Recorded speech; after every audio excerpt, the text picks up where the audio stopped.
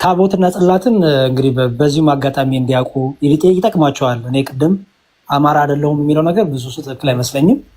የቃላት ግድፈት ነው በሚል በመልካም ነገር እናስበውና ለወደፊት ስለሚጠቅሙት ታቦት ማለት መሰዊያ ነው፣ ማደሪያም ማለት ነው። የሁሉ ትርጉም አለው። ማደሪያ ነው፣ ምክንያቱም እግዚአብሔር በታቦቱ ላይ አድሬ አነጋግራለሁ ስላለ ማደሪያም ተብሎ ይተረጎማል። ደግሞ የብሉይ ኪዳኑ የኦሪቱ መስዋዕት ስለሚቀርብ መሰዊያም ተብሎ ይጠራል። ስለዚህ ታቦት የግዕዝ ቃል ነው፣ ማደሪያ ማለት ነው። ታቦት እግዚአብሔር አይደለም ሙሴ የሰጠው። ሙሴ ስራ ተባለ እንጂ እግዚአብሔር አይደለም ሰርቶ የሰጠው። ታቦትን ስራ የተባለው ሙሴ ነው። ሙሴ ነው የሰራው። እግዚአብሔር ግን ለመጀመሪያ ጊዜ በእጁ ጽፎ የሰጠው ሁለቱን ድንጋዮች ወይም ጽላት ይባላል። ጽላት ይባላል። እሱም የግዕዝ ቃል ነው። ሰሌዳ ጽሌ ማለት ነው። ማደሪያ ምንድነው? ሰሌዳ ማለት ነው። ይህንን ጥቅሶች ልስጦት። እግዚአብሔር የሰጠውን ሁለቱን ድንጋዮች ወይም ሁለቱን ጽላቶች በታቦቱ ውስጥ እንዲያስቀምጥ ታቦትን ስራ አለው ማለት ነው። ስለዚህ የጽላቱ ማስቀመጫ የጽላቱ ማደሪያ የነበረው ምንድን ነው? ታቦት ይባላል። የታቦቱ ዓላማ ጽላቱ የሚያድርበት የሚቀመጥበት ነው። ጠቅላላ ግን እግዚአብሔር በዛ ላይ አድሮ ክብሩን ይገልጣል፣ ያናግራቸዋል፣ መስዋዕትም ይቀርባል በዛ ላይ። ስለዚህ ታቦትና ጽላትን በዚህ ቢዙ ጥሩ ነው፣ ለወደፊትም ስለሚጠቅሙት። ኦሪት ዘጸአት ምዕራፍ 25 ቁጥር 10 ማስረጃ ልስጦት። ኦሪት ዘጸአት ምዕራፍ 25 ቁጥር 10፣ ኦሪት ዘጸአት ምዕራፍ 24 ቁጥር 12 እና ኦሪት ዘጸአት ምዕራፍ 25 ቁጥር 16 እና ኦሪት ዘጸአት ምዕራፍ 40 ቁጥር 20 እነዚህ ላይ ታቦትና ጽላት ልዩነቱን ይነግሮታል ማለት ነው።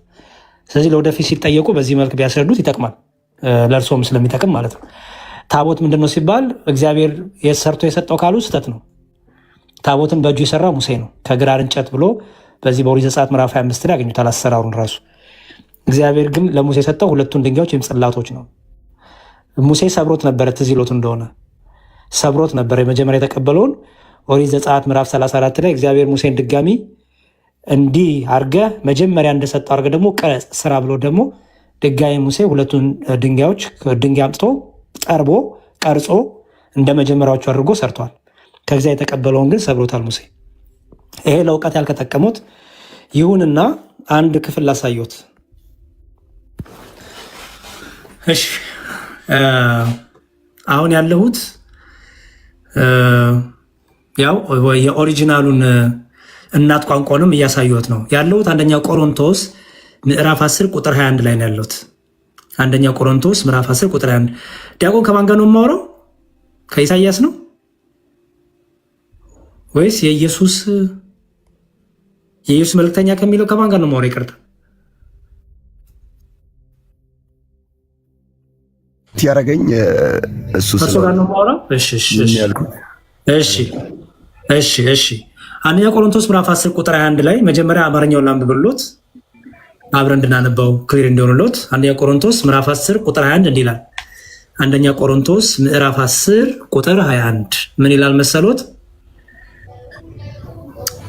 የጌታን ጽዋና የአጋንንትን ጽዋ ልትጠጡ አትችሉም፣ ከጌታ ማዕድና ከአጋንንት ማዕድ ልትካፈሉ አትችሉም ይላል። ይህን ክፍል አንብበውታል አይደለ?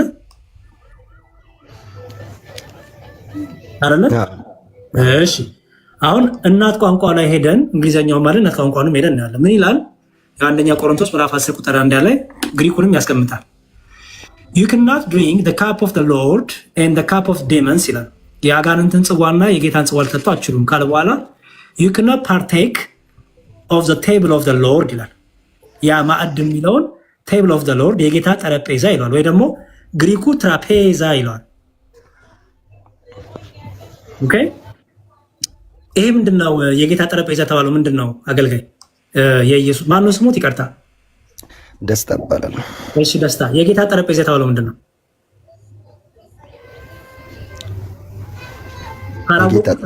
በደንብ ልምጣ ማለት ይችላሉ። አላውቅም። እሺ ቀጥል እኮ አንተ ለአንተ እኮ ነው ያው እሳቱ የተሰጠው። አስረዳኝ። እርሶ ልጠይቆት ነው። የጌታ ጠረጴዛ የተባለው ምንድነው? እዚህ ጋር ትራፔዛ የተባለው ምክንያቱም ይኸው የሎርድ ኦፍ ፓርቴክ ኦፍ ቴብል ኦፍ ሎርድ ይባል የጌታ ጠረጴዛ ይለዋል። እና እንዲሁም ግሪኩ ኦሪጂናሉ እናት ቋንቋ ትራፔዛስ ይለዋል። እኔ ግሪከኛ እኮ አላነበውም። እሺ እንግሊዝኛ ካነበቡ የጌታ ጠረጴዛ የተባለው ምንድን ነው? ያው ስለዚህ ታቦት ነው። ስለ ታቦት እኮ እዚህ ጋር የዘረዘረው ነው ያው የሚያወራው ኦልሬዲ። ስለዚህ የጌታ ጠረጴዛ የተባለው የጌታ የተባለው ክርስቶስ ነው አይደል? የጌታ ጠረጴዛ ክርስቶስ ነው። ከዚህ ላይ ምንድን ነው የሚያደርጉት የነበረው? ይበሉ ነበር አይደለ? ከዚህ እሺ፣ ይህንን ከምን ጋር ያስማሙልኛል?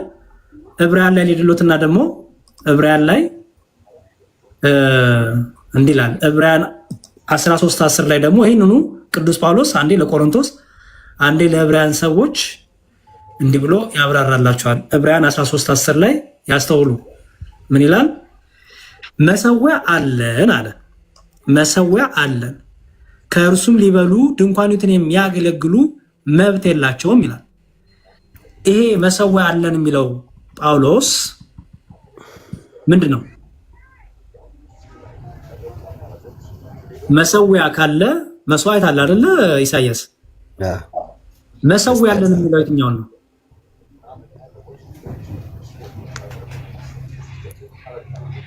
አሁን የብሉይ ኪዳኑን እንዳይሉኝ ድንኳኒቱን የሚያገለግሉ ሊበሉ መብት የላቸውም ይላል። የብሉይ ኪዳኑማ መብት ነበራቸው አይደለ? እዚህ ጋር ግን መሰዊያ አለን። ከዛ መሰዊያ ላይ የብሉይ ኪዳን የሚያገለግሉ የድንኳኑት አገልጋዮች መብት የላቸውም ይላል። ቅዱስ ጳውሎስ መሰዊያ አለን ያለው መሰዊያ ካለ መስዋዕት አለ አይደለ? ስለዚህ ቅዱስ ጳውሎስ መሰዊያ ብሎ የጠራው በአዲስ ኪዳን ምን ነው? ካላወቁት አይጨነቁም። እሺ ያላውቅ ማለት አሁን እያወራ ያለው ስለ ታቦቱ ነው፣ ስለምኑ ነው አሁን እያስረዳኛል? እሺ ለመሰሎት ይሄን ያሳየሁት ለመሰሎቴን ማሳየት ያለሁት እኛ በአዲስ ኪዳን በቤተክርስቲያናችን የክርስቶስን እውነተኛ ስጋና እውነተኛ ደም የምናዘጋጅበት የምናቀርብበት መሰዊያችን ታቦት ብለን እንጠራዋለን። ለምንድነው ታቦት ነው የጠራ ነው? አንደኛ ጌታ ክብሩን የሚገልጥበት ስለሆነ እውነተኛ ጌታ ስጋና ደም የምናቀርብበት ቅዱሱ መሰዊያ ወይም ቅዱሱ ትራፔዛ ወይ ደግሞ አልታር ይለዋል። አሁን እንግሊዝኛውን ላሳዩት። ይህንን መሰዊያ የሚለውን ዕብራውያን 13:10 እናት ቋንቋውም እንግሊዝኛውን ብሎ እንዳስቀመጠው ላሳዩት። ዕብራውያን ሂብሩ 13:10 ላይ ምን ይላል መሰሉት? እሺ 13:10 ይኸው we have an altar ይላል። አዩት? we have an altar from which those who serve the tabernacle ይላል። ታበርናክል ማለት ያውቁታል፣ የብሉይ ኪዳን ካህናት ለማለት ነው፣ የሚያገለግሉት የሚሰውበት ለማለት ነው። have no right to eat ይላል። አልታር የሚለው ምንድነው ይላል? ይኸው እዚህ ጋር አልታር ወይም ይኸውና በግሪኩ ስለማላውቀው ነው እኔ አልታር አለን ነው የሚለው አልታር። ከዛ አልታር የሚለውን ትርጉሙን ሲያዩት ሜላ መሰሎት a place of sacrifice ይላል። ማለት አልታር ማለት መስዋዕት የሚቀርብበት ይላል። ስለዚህ እነ ጳውሎስ በአዲስ ኪዳን መስዋዕት ማቅረቢያ ነበራቸው ማለት ነው። ይሄ መስዋዕት እኛ ክርስቶስን የምናቀርብበት የአዲስ ኪዳን እውነተኛው መስዋዕት እውነተኛው በግ ኢየሱስ ክርስቶስ ነው። የታረደው በግ ለተለተ ቤተክርስቲያናችን የሚፈሰው የሚቆረሰው የክርስቶስ በግ የክርስቶስ እውነተኛ ስጋው እውነተኛ ደሙ ነው። ያ መሰዊያችን ደግሞ እኛ ምን አለን? አልታር አለን፣ ሆሊ ቴብል አለን፣ ትራፔዝ አለን፣ ቅዱስ የጌታ ጠረጴዛ ወይም ጌታን የምናቀርብበት መሰዊያ አለን፣ መስዋዕት የምናቀርብበት። ይሄ እኛ ታቦት ብለን እንጠራዋለን። እኛ የአዲስ ኪዳኑ ለምሳሌ እርሶ መሰዊያ ያለዎት እርሶ የሚያገለግሉበት መጠየቅ እችላለሁ? ይቅርታ እሺ ልጠይቅዎት አንዴ። እርሶ የሚያገለግሉበት ቸርች መሰዊያ ያለዎት?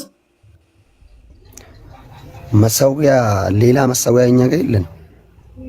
እሺ መሰዊያ ከሌላችሁ የጌታን ስጋና ደም ምን ላይ ነው የምትሰዉት የምታቀርቡት? ምክንያቱም ቅዱስ ጳውሎስ ቅድም እንዳሳየሁት ቅዱሱ የጌታ ጠረጴዛ ይለዋል። ያ ማቅረቢያውን የተለየ ነገር እኛ ጋር የለም። ማቅረቢያ የተለየ ነገር እኛ ጋር የለም። ስለዚህ የጌታ ስጋና ደም አታዘጋጁ ማለት ነው። ለምን እናዘጋጅም? በደንብ ሰዓቱን ጊዜን ጠብቀን። በምን ላይ ነው የምታዘጋጁት? ምክንያቱም ያለ መሰዊያ ያዘጋጅማ መስዋዕቱ ጠረጴዛ ነው። ስለ ጠረጴዛው እያወራ ነው አይደል? ጠረጴዛ ላይ ነው ኦልሬዲ የምናዘጋጅ አላችሁ። የጌታ ጠረጴዛ የሚባል አላችሁ? የጌታ ጠረጴዛ ተብሎ የለም እኛ ጋር ለይቃ የሚሰጥ መጽሐፍ ቅዱስን የጌታ ጠረጴዛ ብሎ ነው የሚጠራው። የጌታ እንደዛ አይነት የተለያየ ነገር ያው እኔ ያው አልተማርኩምም በዛ ላይ የለም። እቃ ላይ አድርገን አቀርብን ነው የምንጠቀም። የተለየ ነገር የምናደርገው ነገር። ስለዚህ የጌታ ጠረጴዛ የሚለውን የላችሁም ማለት ነው። ያ ቅዱስ ጠረጴዛ የተባለው የጌታ ጠረጴዛ የተባለው ጌታ የሚሰዋበት መሰዋ የተባለ የላችሁም። በመጽሐፍ ቅዱስ ነው እየሄድኩኝ ያለሁት የላችሁም። ጥሩ እሺ፣ የመጨረሻ ጥቅስ ልስጦትና ከዛ ይጠይቁኛል። ዮሐንስ ራእይ ምዕራፍ 11 ቁጥር 19 ላይ በሰማይም ያለው የእግዚአብሔር መቅደስ ተከፈተ፣ የኪዳኑን ታቦት በመቅደሱ ታየ፣ መብረቅና ድምፅም ነጎድጓድም የምድር መናወጥ ታላቅ ብርሃን ሆነ። ይሄ ማን ነው? ይሄ የኪዳኑ ታቦት በመቅደሱ የታየው ምንድን ነው? እስኪ ድገምልኝ። በሰማይም ያለው የእግዚአብሔር መቅደስ ተከፈተ፣ የኪዳኑም ታቦት በመቅደስ ታየ ይላል። ይሄ ታቦት የትኛው ታቦት? ስለ ኢየሱስ ነው የሚያወራው። የትኛው ታቦት ነው? ኦልሬዲ አረ ይሄ በሰማይ ያለው የእግዚአብሔር መቅደስ ተከፈተ ብሎ የኪዳን ታቦት በመቅደሱ ታየ የተባለው ክርስቶስ ነው።